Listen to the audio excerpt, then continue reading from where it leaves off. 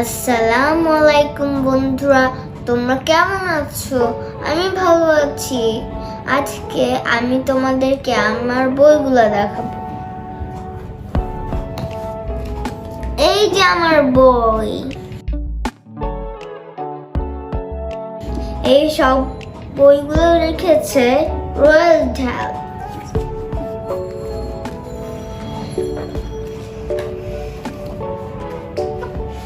রোয়াল্ড ডাল একজন British writer. তার বই পড়তে আমার খুব ভালো লাগে। In 1916, Roald Dahl was born on 13 September in Llandaff in Wales. In 1990, Roald Dahl died on 23 November, aged 74. বন্ধুরা, এখন আমি তোমাদেরকে আমার বইয়ের নামগুলো দেখাবো।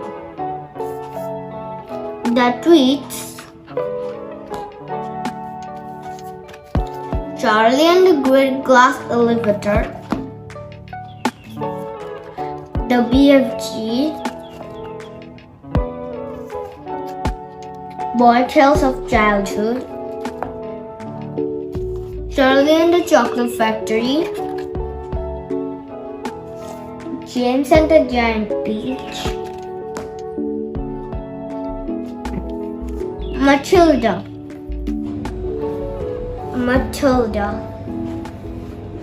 Matilda হলো অনেক ছোট একটা মেয়ে, আর ও অনেক স্মার্ট। ও মাইন্ড কন্ট্রোল করতে পারে। ও যে কোনো জিনিস অনেক দূর থেকে উঠাতে পারে।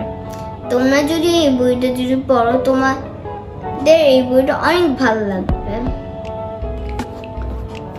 The BFG। বন্ধুরা, তোমরা কি জানো BFG মানে কি? BFG মানে হলো বিগ ফ্রেন্ডলি জায়ান্ট।